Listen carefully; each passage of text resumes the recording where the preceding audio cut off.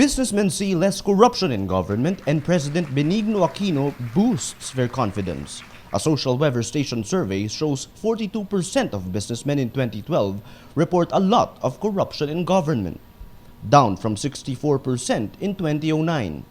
SWS President Mahar Mangaha says radical progress drives the government's anti-corruption campaign. To put the message in just one sentence,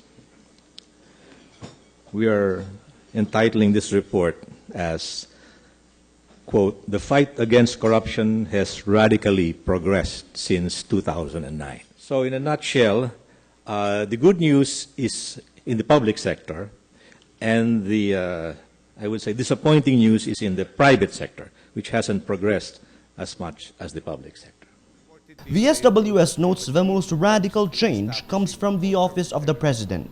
In terms of net sincerity in fighting corruption, the SWS says Aquino gets an excellent grade at positive 81, an improvement from Gloria Arroyo's bad rating at negative 37 in 2009.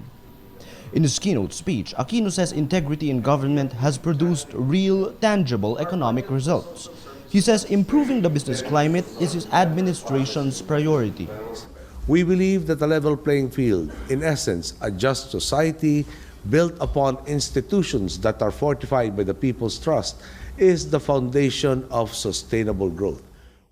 He says he will not do the politically prudent thing. I am faced with a choice. I can just kick the can down the road and let the next set of leaders deal with this problem. After all, the politically prudent thing to do would be to not rattle the cage, to not make any noise about it. I prefer to pick up the can rather than kick it down the road. But challenges remain, especially for the private sector. Makati Business Club Chair Ramon Del Rosario Jr. says the challenge is immense, a culture that forces businessmen to play dirty if everyone else does. And what you're up against is this notion that if you are honest and your competitor is not honest, then you don't have a level playing field.